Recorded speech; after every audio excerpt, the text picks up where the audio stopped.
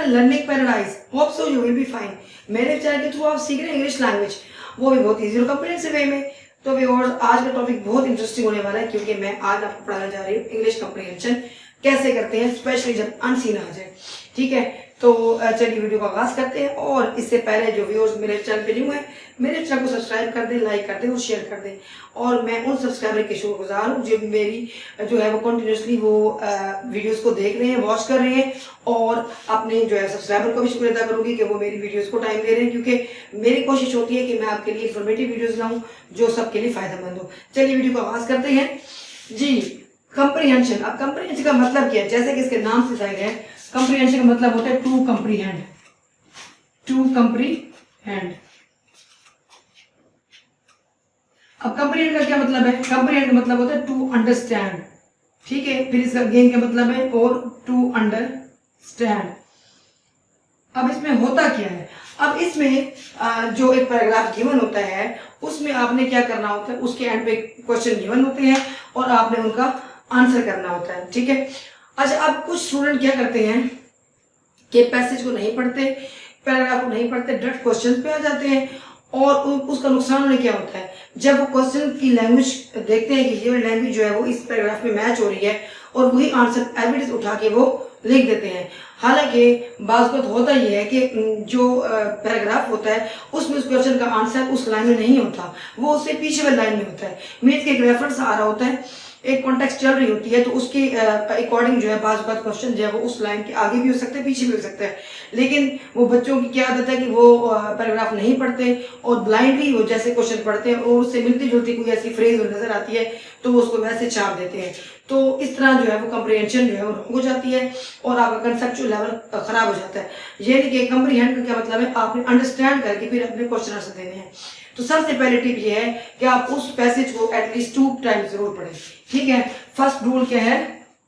Read the passage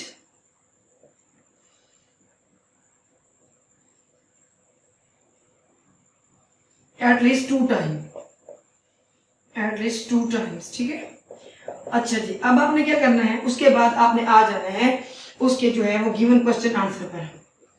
given questions को आपने क्या करना है? रीड करना है। और आपने क्या करना है? सबको पहले आपने सब क्वेश्चन को बारी बारी रीड कर लेना है। ये कि एक क्वेश्चन पढ़ा है और उसका आंसर आपको मिल भी गया है, तो फिर आप दूसरे भी आ गए, फिर आपको मिल गया। होता क्या है कि बात 2 क्वेश्चन का आंसर मिलता जुलता होता है, लेकिन उसमें से आपने मेन कंसेप्ट निकालना होता है। और जो है इसमें भी गड़बड़ हो जाती है कि वो जो क्वेश्चन नंबर 2 का जो आंसर है वो 1 में चला जाता है और 1 का 2 में चला जाता है। आपने करना क्या है? सबसे पहले पैराग्राफ को 2 दफा पढ़ना है। पढ़ने के बाद फिर आपने क्वेश्चन पे आना है। क्वेश्चन पे जब आप आएंगे तो आपने सब क्वेश्चन को इकट्ठे रीड कर लेना है। ठीक है, उनको भी थॉरोली आपने अच्छी तरह रीड करने के बाद फिर आपने आना है पैराग्राफ पे कि उसकी जो है ना किसका आंसर कैसे निकल रहा है। अच्छा, थर्ड आपने क्या करना है कि use your own language, use your own language to give answers, to give answers. अब इसमें क्या होता है कि आप अपनी लैंग्वेज में अगर कोशिश करते हैं आंसर देने की, उसमें ये होता है कि जो एग्जामिनर होता है उसको ये आइडिया हो जाता है कि ये बच्चा कंसेप्चुअल है और इसे कंसेप्ट को समझे। अगर आप एज इट इज वही लाइन उठा के मीन उसका आंसर कर देते हैं तो थोड़ा थोड़ा इररिलेवेंट बात हो जाता है। ठीक है, अच्छा, इसकी एक टिप मैं आपको बताऊंगी कि आपने अपने वर्ड्स में कैसे लिखना है। जैसे कुछ स्टूडेंट की इंग्लिश वीक है तो जो है वो भी किस तरह कर सकते हैं। वैसे आप इंग्लिश वीक तो नहीं होनी चाहिए, आपको टेंसेस जो है पे पूरी ग्रिप होनी चाहिए। अगर आपको टेंसेस पे ग्रिप है, आपको स्लो राइटिंग आती है, आपको ऐसे राइटिंग आती है, तो फिर आप जो है आपको कभी भी प्रॉब्लम नहीं होगी। और अगर आप टेंसेस सीखना चाहते हैं और इसके अलावा अगर आप स्टोरी आपको राइटिंग नहीं करना आती तो मेरे चैनल पे पूरी जो है टेंसेस की सीरीज मौजूद है, आप वहां जाके वो वीडियोस वॉच कर सकते हैं। अच्छा, अगर सपोज के आपको टेंसेस भूल गए या को नहीं आ रहा तो उसकी टिप ये है कि आपने करना क्या है कि जो मोस्टली क्या होता है, जो आंसर होता है ना वो क्वेश्चन के अंदर, हाफ क्वेश्चन के अंदर हिडन होता है। ठीक है, तो आपने यूं करना है, लेकिन उसमें आपने सेकंड फॉर्म का ख्याल करना है कि उसको यूज करते वक्त आप खास ख्याल कीजिएगा। जैसे कि पास्ट, अगर कोई पैराग्राफ पास्ट स्टोरी के बारे में है तो क्वेश्चन डिड की फॉर्म में होगा, तो आपने सेकंड फॉर्म यूज करते हुए जो है वो उसको ऐड कर लेना है। ठीक है, अच्छा, अगर आप उसको प्रेजेंट में कर रहे हैं तो सपोज जैसे डज के साथ क्वेश्चन आया हुआ है तो एस एस कंडीशन आपने जो है वो उसमें ऐड करना है। डज के साथ नहीं एडिशन होता, डिड के साथ भी नहीं होता। ठीक है। फॉर एग्जाम्पल मैं आपको इसकी जो है आपको तरीका समझा देती हूँ कि जैसे फॉर एग्जाम्पल कोई क्वेश्चन है कि अगर सपोज के पैराग्राफ है कि like where lived where did they play cricket, suppose ऐसे मैं आपको एग्जांपल दे रही हूँ रफली। ठीक है, एक पैराग्राफ है जिसमें कुछ स्टूडेंट्स के बारे में लिखा हुआ है कि वो एक प्ले ग्राउंड था, वहाँ पे वो खेलते थे शाम के टाइम। फिर क्या हुआ कि उनकी बॉल से किसी नेबर की जो है ना वो विंडो पैन टूट गया। तो वो जो था नेबर था वो बड़ा ही मीन्स के नाराज होता है और बच्चों को कहता है कि आज तुम लोग ने प्ले ग्राउंड में नहीं खेलना। लाइक इस तरह की स्टोरी होती है। अब देखिए वेयर डिड द चिल्ड्रन, इसमें मैं चिल्ड्रन ऐड कर लेती हूँ, द चिल्ड्रन प्ले। अच्छा, अब इसमें ये देखिए, अब है तो ये क्वेश्चन पास्ट के बारे में। अब यहाँ पे चूंकि डिड यूज हुआ है तो डिड जब यूज होता है तो फिर क्या करते हैं हम वर्ब की फर्स्ट फॉर्म यूज करते हैं। ठीक है, अब आपने इसका आंसर तो जाहिर है पॉजिटिव में देना है ना, आपने डिड को हटा देना है। तो फिर क्या हम पास्ट सिंपल में क्या करते हैं, जैसे मैंने कहा आपको टेंस पे ग्रिप होनी चाहिए, तो पास्ट सिंपल में क्या करते हैं सेकंड फॉर्म यूज करते हैं।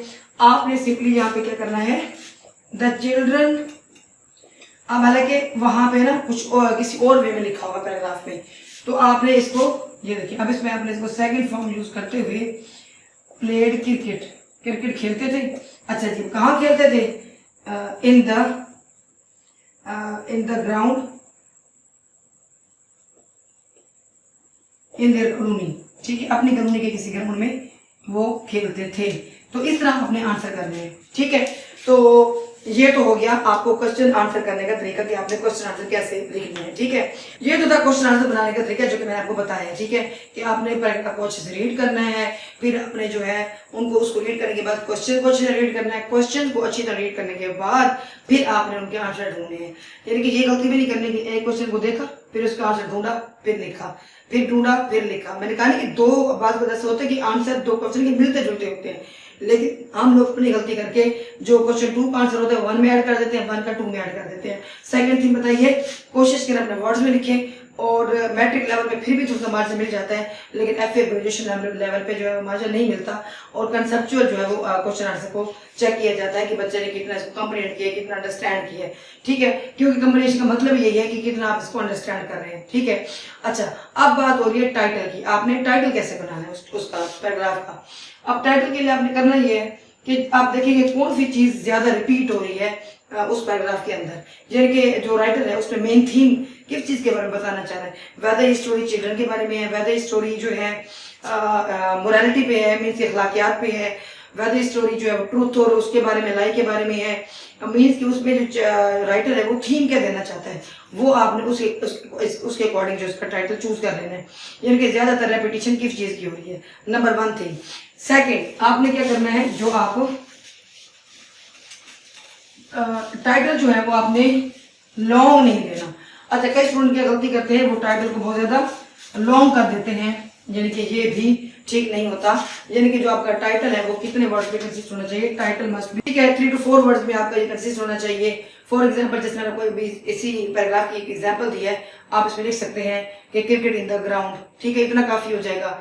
या फिर एंगर ऑफ द नेबर, इस तरह हो जाएगा। मीन्स कि आपने उसका थीम चूज करना है और उसके अकॉर्डिंग टाइटल लिखना है, और टाइटल कितना होना चाहिए, एटलीस्ट 3 to 4 वर्ड से ज्यादा नहीं होना चाहिए। और जो आंसर आप लिखेंगे वो आंसर बाद में होता क्या है कि पैराग्राफ में ऐसा लगता है कि बच्चे को ये जो आंसर है यहाँ से स्टार्ट हो रहा है और ये लंबा जा रहा है। नहीं, आपने आंसर भी कंसेप्चुअल लिखना है, मीन्स जिसमें आपकी बात पूरी हो जाए, समझ आ जाए। ठीक है, अच्छा अब आज चूंकि मैं आपको कंप्रीहेंशन जो सिखा रही हूँ ये सिर्फ मैट्रिक स्टूडेंट के लिए नहीं है, ये ओवरऑल एफए ग्रेजुएशन इवन के कॉम्पिटिटिव एग्जाम के लिए भी जो है वो इसी रूल को आप इम्प्लीमेंट कर सकते हैं। अच्छा, इसमें एक और जो है वो चीज होती है वो ऐड होती है, वो होती है प्रेसी। अब प्रेसी जो होती है वो मैट्रिक के स्टूडेंट को नहीं दी जाती, लेकिन एफए और बीए को दी जाती है। अब प्रेसी क्या होती है, प्रेसी का जो करने का जो तरीका है ना, ठीक है, इसको लिखा ऐसे जाता है लेकिन इसको पढ़ा प्रेसी जाता है। अब प्रेसी का मतलब होता है समरी, ठीक है, यानी कि आपने शॉर्ट फॉर्म में उस पैराग्राफ को लिखना होता है। अच्छा, अब इसमें करना क्या होता है, यानी कि आपने उसका 4th पार्ट, यानी कि पैराग्राफ का 4th पार्ट उसमें लिख के आपने उसको समराइज करना होता है। ठीक है, इसको कहते हैं प्रेसी। अब मोस्टली स्टूडेंट जो है वो प्रेसी में भी मार खा जाते हैं, उन्हें पता नहीं चलता प्रेसी कैसे लिखी जाती है, और वो क्या करते हैं कि उल्टे सीधे वर्ड्स को आगे पीछे करके या जितने वर्ड्स की होती है उस तरह के नहीं लिख पाते। ठीक है, अब आप इसमें करना क्या है, प्रेसी लिखने का बहुत ही ऐसा आपको कोई वे बता रही हूँ जो आज तक किसी ने आपको नहीं बताया होगा। ठीक है, वो आपने करना क्या है, आपने ये करना है कि जितने भी आंसर होंगे ना, यानी कि जितने भी आंसर होते हैं वो कंसेप्चुअल होते हैं, जितने क्वेश्चन दिए होते हैं ना उस पैराग्राफ के एंड में वो उसी पैराग्राफ का निचोड़ होती है। अब आपने करना क्या है, अब आपने उन्हीं आंसर को ना जितने आपने रिटर्न किए हैं उन सबको आपने कंपाइल कर लेना है। ठीक है, जितने उस पैराग्राफ में कंप्रीहेंशन के अपने आंसर लिखे हैं उनको क्या करना है, कंपाइल कर देना है, इकट्ठा कर देना है। तो क्या होगा, वो बन जाएगा जो है उसका मेन थीम या समरी या प्रेसी। तो ये इस तरीके से आप इसकी प्रेसी भी मैनेज कर सकते हैं, और ये बहुत ज़बरदस्त किस्म की प्रेसी बनती है और कोई भी इसको चैलेंज नहीं कर सकता। तो आप इस तरह आप अगर करेंगे तो इंशाअल्लाह ताला आपके जो आपको मार्क्स मिलेंगे वो आपको फुल मिलेंगे। कोशिश करें कि अपने वर्ड्स में लिखें, एफ उसका छापा ना मारें अगर वर्ड में लिखेंगे, लेकिन आप अगर आपको वर्ड्स में नहीं लिख सकते और आप अपने उस पर ग्रिप नहीं है, मीन्स के टेंसेस पे या पार्ट्स ऑफ स्पीच पे अगर ग्रिप नहीं है तो फिर उसी पैराग्राफ में से आंसर ढूंढ लें, लेकिन कोशिश करें कि रेलेवेंट हो जो मैंने आपको बताया है।